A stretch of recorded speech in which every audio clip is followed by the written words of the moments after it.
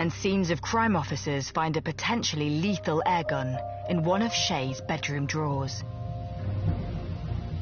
On the right side of the bed, she had a coffin-style bookcase, which had all the gang killings and gangland people and so forth. It was very dark and twisted, I suppose. Elsewhere in the house, even coffee cups reveal this morbid fascination.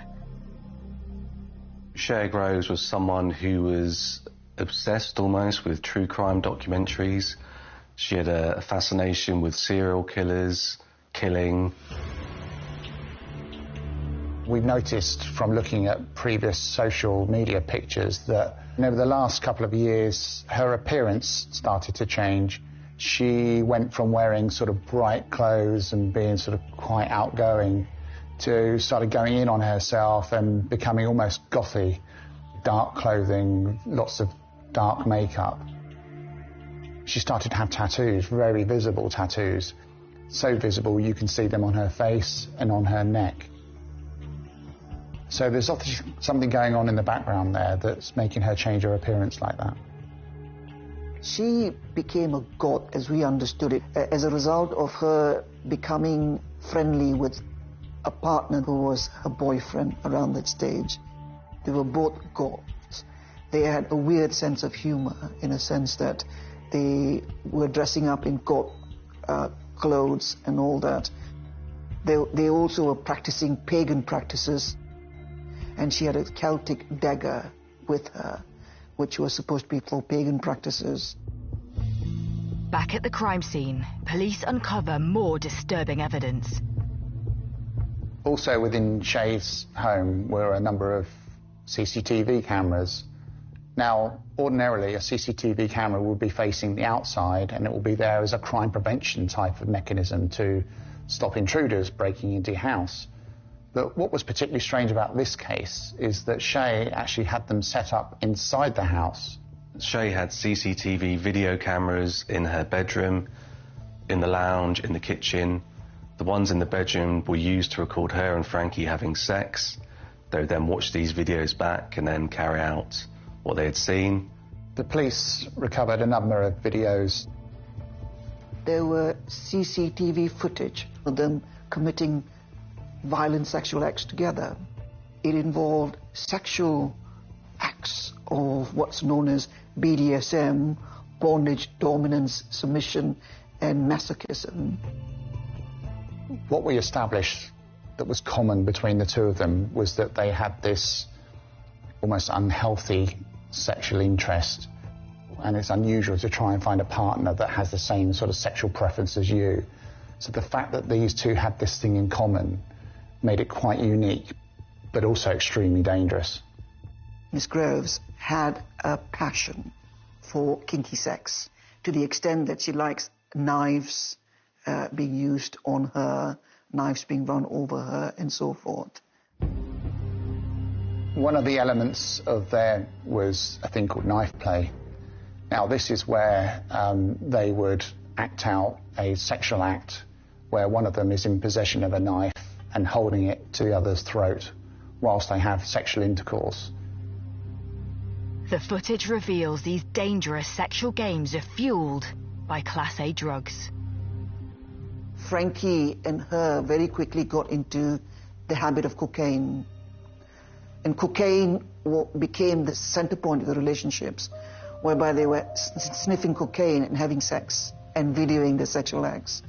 They were exploring their sexual acts to the very limit with the use of cocaine and other things. Shay and Frankie's mutual interest in rough sex and BDSM dominated the relationship. The boundaries became somewhat blurred, I think, with what they were doing. So there'd be a lot of role-playing. Shay would be someone who enjoyed being spoken down to and humiliated. Frankie would regularly spank her and talk to her in a derogatory fashion. And this was something that consumed the relationship and was the cornerstone of the relationship. They signed what's known as a sexual contract. I called it the 50 Shades of Grey sexual contract because it resembled everything of it. In it, It gave Frankie the permission to wake up Shay Groves every morning with sex. It was signed by Frankie Fitzgerald, signed by Miss Groves, and countersigned by the friend. One of the videos that the police recovered from the address was of a particularly brutal sexual act between the two parties, and that is really, really disturbing. With a knife, one doesn't have to describe any further how high risk that is, particularly when one of the parties or both of the parties may be high on cocaine or alcohol.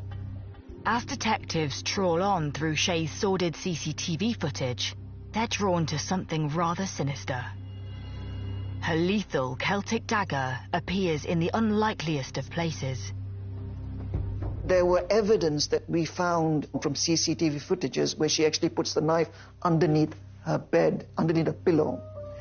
On one occasion, after sex, Frankie Fitzgerald actually saw the knife and says, "Why do you have it? Do you intend to stab me in the throat?"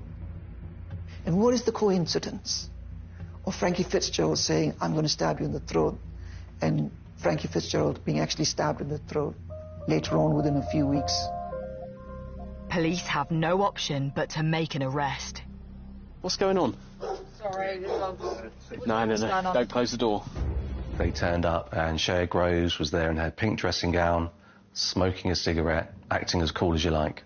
This was an unusual reaction. When she was talking to the police officers, she was as if nothing was wrong. It didn't appear surprising that the police were there. It's almost as if she knew they were coming. Shay Groves told them that there was a body upstairs. Absolutely no tears, nothing, no concern for him, anything of that nature. It was a chilling video, a chilling body-worn camera to actually watch. Arrest on suspicion of murder. You do not have to say anything, but it may harm your defence if you do not mention when questioned something which you later rely on in court. Anything you do say may be given evidence. The necessity for your arrest is for a prompt and effective investigation. Okay. But when the officers arrested her on suspicion of murder, she didn't put up a fight. She then directed the officers to say where the weapon was. And sure enough, there was this Celtic dagger still in the sink with blood on it.